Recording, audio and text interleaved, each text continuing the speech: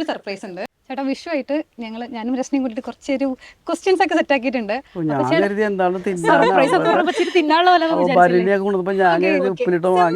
Questions ആണ്. അപ്പൊ ഏതെങ്കിലും ഒന്ന് എടുക്കാം അല്ലേ ചേട്ടാ?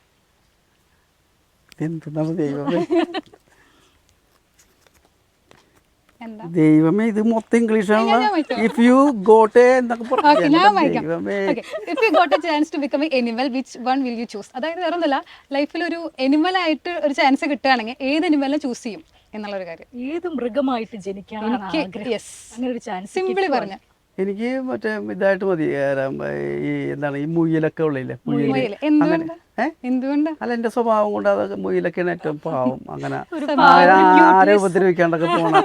അത് തന്നെയല്ലേ ഈ പുലിയൊക്കെ ആയിട്ട് നമ്മൾ ജീവിച്ചു കഴിഞ്ഞാലുണ്ടല്ലോ ആൾക്കാരെ അടുക്കൂല. ഒരു വണ്ടി ഇടിച്ചു കഴിഞ്ഞാൽ ഇത്തിരി വെള്ളം തരൂല. ഒരു പൂച്ചയും കുഞ്ഞ് എലിയും അല്ലെങ്കിൽ നമ്മൾ ഈ പറഞ്ഞ മുയിലൊക്കെ ആണെങ്കിൽ എങ്ങനെയെങ്കിലും നമ്മൾ കിടന്നു കഴിഞ്ഞാൽ അതിനടുത്തൊന്നും സൈഡിലേക്കെങ്കിലും മാറ്റി വെക്കും. പുലിയാണെങ്കിൽ വരൂല. സിംഹം ഒന്നും പറഞ്ഞാക്കല്ലേട്ടാ. ഒരെണ്ണം കൂടെ എടുക്കാം അല്ലേ ചേട്ടാ? ഒരെണ്ണം കൂടെ നമുക്ക് എടുക്കാം. ഇത് ഇംഗ്ലീഷാണോ? അത് അയ്യോ സോറി, മലയാളമാണ്, വായിക്കാൻ പറ്റില്ല. സിനിമ എന്നത് എനിക്ക് ഡാഷ്. സിനിമ എന്നത് എനിക്ക് ജീവിതമാണ്. ഓക്കെ, അപ്പൊ നമ്മൾ ഈ സിനിമയിലോട്ട് തന്നെ വരാം. ഒരു അവസാനത്തെ ഒരു ചോദ്യമാണ്. ഈ വാഴ 2 എന്ന് പറഞ്ഞു കഴിഞ്ഞാൽ അറിയാലോ, ആ ഒരു ആശ്രികാലൻ അവരൊക്കെ ആയിട്ടുള്ള ആ ഒരു കോമ്പിനേഷൻ ഒക്കെ ഉണ്ടല്ലോ, അത് ശരിക്കും എങ്ങനെ ഉണ്ടായിരുന്നു? അവർ എനിക്ക് തോന്നുന്നത് അവർ അങ്ങനെ വലിയൊരു എന്താ പറയണത് വലിയൊരു വെയിറ്റുള്ള ആൾക്കാരോ അങ്ങനെ ഇങ്ങനെ ഒന്നുമല്ല. ഞാൻ ആദ്യം കരുതിയത് ഞാൻ അച്ഛനായിട്ട് അഭിനയിക്കണോണ്ട് വിനായക് വന്നിട്ട് അച്ഛൻ്റെ മോൻ്റെ ഒരു ഇത് കിട്ടാൻ വേണ്ടിയിട്ട്, അല്ലെങ്കിൽ അവരെൻ്റെ കൂടെയാണല്ലോ കൂട്ടുകാരന്മാരും.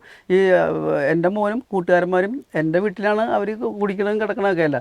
അപ്പോൾ ഒരു അച്ഛൻ്റെ ഫീല് അല്ലെങ്കിൽ മക്കളുടെ ഫീല് കിട്ടാൻ വേണ്ടി അഭിനയിക്കണമായിരിക്കും എന്നാണ് ഞാൻ കരുതിയത്. കാരണം എന്നെ കാണുമ്പോൾ എഴുന്നേറ്റിരിക്കുക, അല്ലെങ്കിൽ എന്നെ കാണുമ്പോൾ ഇരിക്കട്ടാ എനിക്ക് സീറ്റ് തന്നിട്ടൊക്കെ ഇരിക്കുക, പിന്നെ ഒരു നമ്മുടെ ഒരു അണ്ടറിൽ നിന്ന് സംസാരിക്കുക അങ്ങനെയൊക്കെ. അപ്പോൾ ഞാൻ കരുതുന്നത് ഒരു ക്യാരക്ടറായിട്ട് മാറുമല്ലോ നമ്മൾ.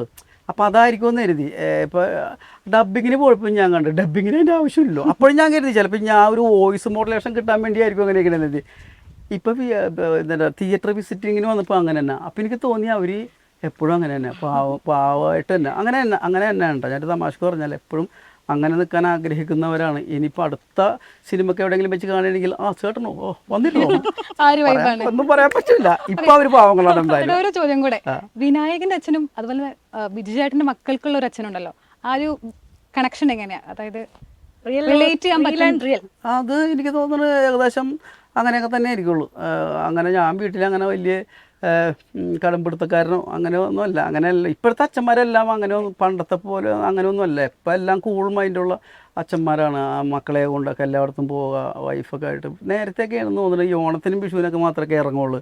ഇപ്പം അങ്ങനെയൊന്നും അല്ലല്ലോ. ഇപ്പം ആഴ്ചയിൽ ഒരു ദിവസമൊക്കെ പുറത്തിറങ്ങിയില്ല, അല്ലെങ്കിൽ പുറത്തുനിന്ന് ഭക്ഷണം കഴിച്ചില്ലെങ്കിൽ അവർ തന്നെ പിടിച്ചിടിക്കും നമ്മളെ. അപ്പോൾ അങ്ങനെയൊന്നുമില്ല നമ്മൾ. അപ്പോൾ ഏതായാലും അതിനൊരു സിമിലാരിറ്റി ഉണ്ട്. കാരണം അതും ഇതുമായിട്ട് വലിയ വ്യത്യാസങ്ങളൊന്നുമില്ല. അങ്ങനെ